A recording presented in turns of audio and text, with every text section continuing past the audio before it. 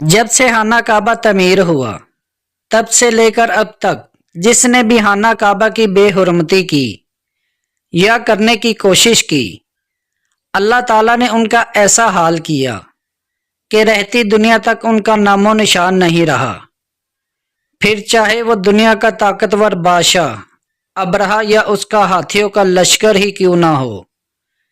اس کے علاوہ تاریخ میں ایسے کئی واقعات ملتے ہیں جنہوں نے خانہ کعبہ کی بے حرمتی کرنے کی کوشش کی، اللہ تعالیٰ نے ان کو عبرتناک سزا دی۔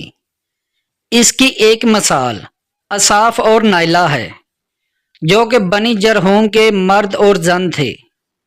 نائلہ اپنے قبیلے کی ایک خوبصورت لڑکی تھی جو یمن کے کسی علاقے میں رہا کرتی تھی۔ یہ حسینہ بنی جرہوم میں اپنے جسم کی نمائش کیا کرتی تھی، جو فحاش لباس پہن کر گھر سے نکلا کرتی تھی، اور ہر کوئی اس سے تعلقات کا خواہش مند تھا۔ ان میں قبیلے کا سردار بھی شامل تھا جس کا نام اصاف بن یعلہ تھا۔ اصاف اور نائلہ آپس میں محبت کرنے لگے اور یہ محبت ہوس میں بدل گئی۔ جب کبھی ان کو موقع ملتا تو وہ اپنی ہوس پوری کر لیتے، اور یہ سلسلہ کافی ٹائم تک چلتا رہا، اور جب ان کے گھر والوں کو ان کے بارے پتہ چلا تو وہ ان کے خلاف ہو گئے۔ ایک دفعہ ایسا ہوا کہ ان کا قبیلہ بنی جرہوم حج کے لیے روانہ ہوا۔ اصاف اور نائلہ بھی ان کے ساتھ تھے۔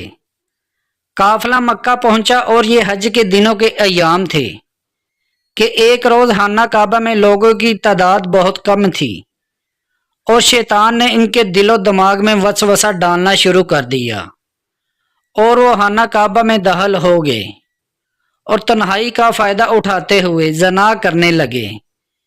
ان کی اس حرکت پر زمین اور آسمان کانپ اٹھا۔ ان دونوں پہ اللہ تعالیٰ کی طرف سے عذاب نازل ہو گیا۔ ہوا یوں کہ وہ دونوں خانہ کعبہ میں بد فعلی کر رہے تھے تو ان دونوں کی روحیں قبض کر لی گئی، اور ان کے جسموں کو اللہ تعالیٰ کے حکم سے پتھر میں بدل دیا گیا۔ یہ لمحہ انتہائی خوفناک اور عجیب و غریب تھا۔ دو انسان عذاب الہی کے حکم سے پتھر کے بن چکے تھے۔ کچھ ٹائم بعد جب بنی جرہوم کے لوگ خانہ کعبہ کے پاس آئے اور دروازے کو کھولا تو دونوں بدبخت برہنہ حالت میں پتھر کے بنے کھڑے تھے۔ وہ لوگ سمجھ گئے کہ یہ بدبخت اللہ کے گھر میں کیا بد فعلی کر رہے تھے، اور ان پر اللہ تعالیٰ کا عذاب کیوں آیا۔ لوگوں نے ان دونوں کے مجسمے کو باہر لا کے کھڑا کر دیا تاکہ لوگوں کو پتہ چلے کہ ان کو دیکھ کر عبرت حاصل کرے۔ کچھ دن گزرنے کے بعد لوگوں نے اصاف کے پتھر کو اٹھا کر کوہ صفا کے مقام پر رکھ دیا، اور نائلہ کے بت کو اٹھا کر کوہ مروہ کے مقام پر رکھ دیا۔ صفا اور مروہ دراصل دو پہاڑی ہے جو خانہ کعبہ کے بالکل قریب ہے۔ ان دو پہاڑیوں پر چڑھ کر اور چکر لگا کر بی بی ہاجرہ نے پانی کی تلاش کی تھی جب حضرت اسماعیل علیہ السلام شیرخوار بچے تھے اور پیاس کی شدت سے نڈھال ہو گئے تھے۔ اس لیے زمانہ قدیم سے صفا اور مروہ کو بہت اہمیت حاصل ہے، اور حاجی لوگ صفا اور مروہ پر چڑھ کر طواف کیا کرتے تھے۔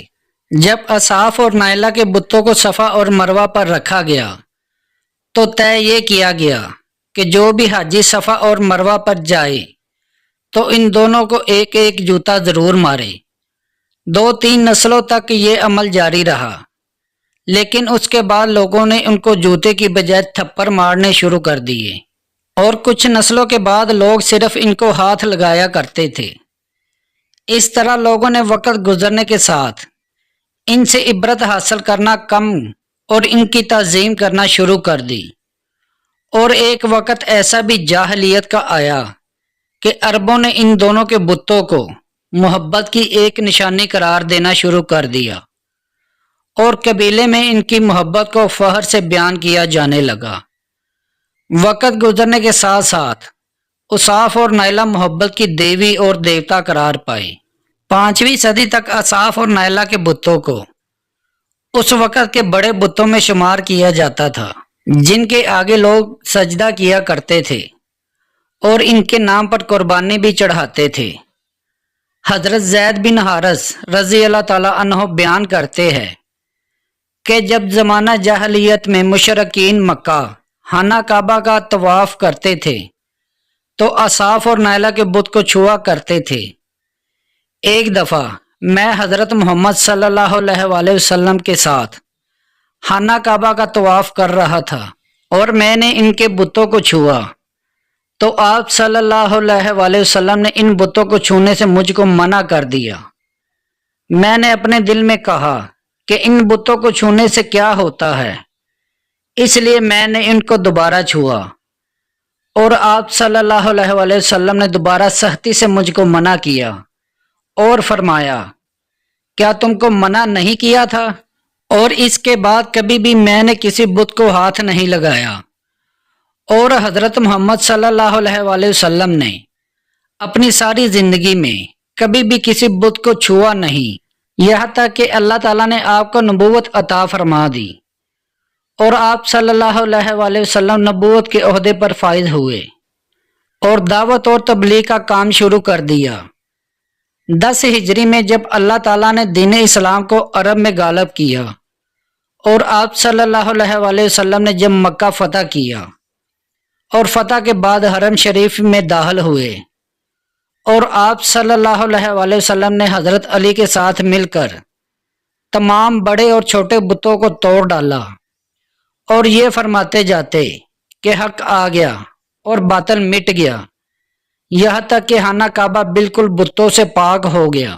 اور اس کے بعد آپ صلی اللہ علیہ وآلہ وسلم صفا اور مروہ تشریف لے گئے اور وہاں اصاف اور نائلہ کے بتوں کو بھی توڑ ڈالا۔ ہم نے دیکھا کہ لوگوں نے اصاف اور نائلہ کے بتوں کو صفا مروہ بطور عبرت رکھا تھا، مگر شیطان ان کو گمراہی کے راستے پر لایا اور لوگ ان کی پوجا کرنے لگے۔